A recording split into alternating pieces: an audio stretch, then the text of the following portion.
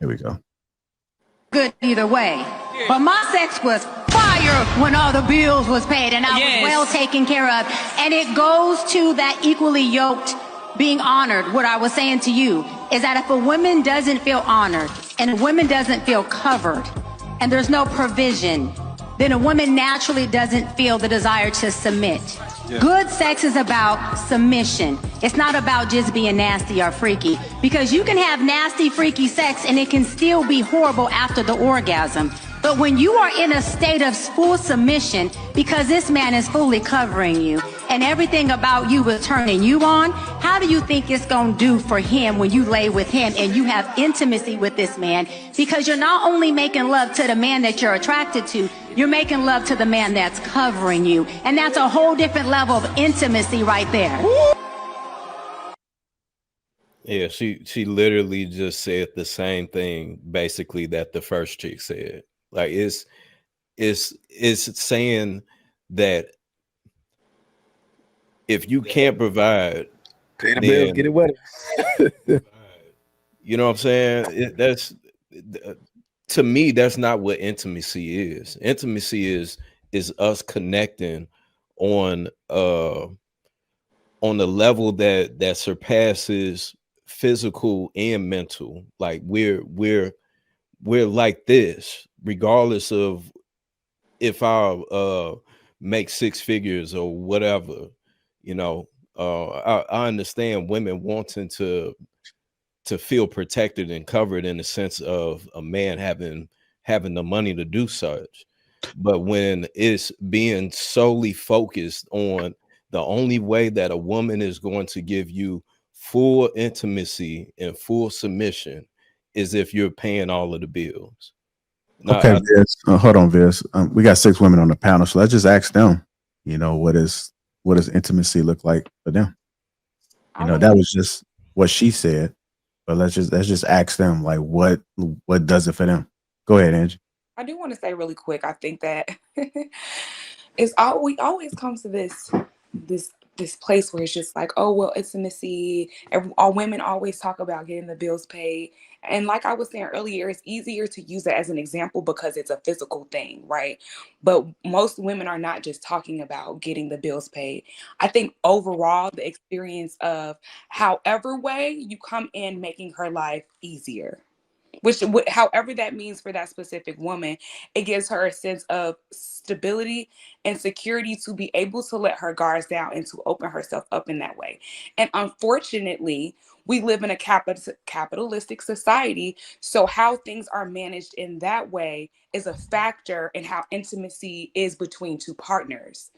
You know what I'm saying? Because we have two people's finances almost coming together, not as in marriage, but I mean, you start to wonder what the other person is making and how they will contribute once you start to really like them and you get past like the romantic phase. Like those types of things matter.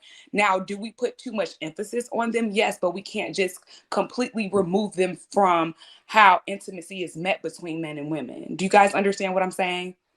How is the intimacy met between men and women?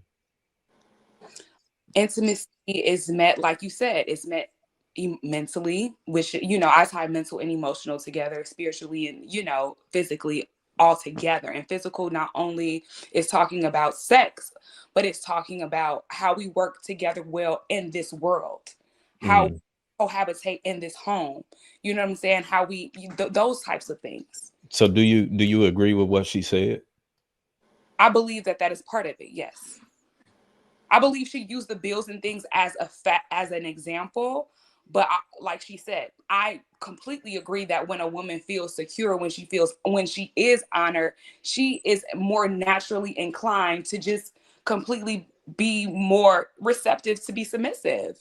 That's just the nature. You know what I'm saying? And it may be different for us in America than it may be in the Middle East or certain parts of Africa. Like, it just depends on what the culture is like that affects how two people come together with intimacy and make each other feel secure.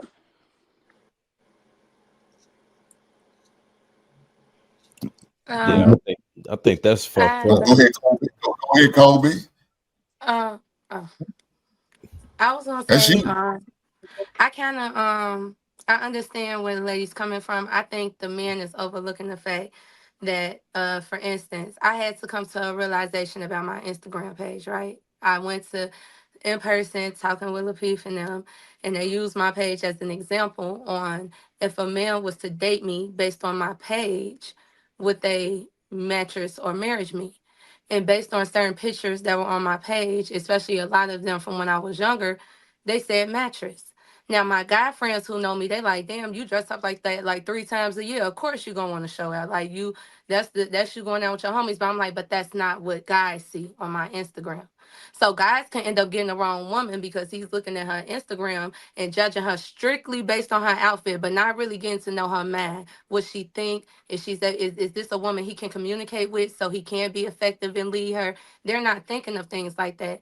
But to say y'all would, but that is a good way to determine Mhm. whether or not a woman respects or love herself. So when it comes to a man at a certain age not having certain things, like she said, when you first talk, that's the intimate part. I'm getting to know you. I like the way you think, everything. You got potential, but are you feeding your potential?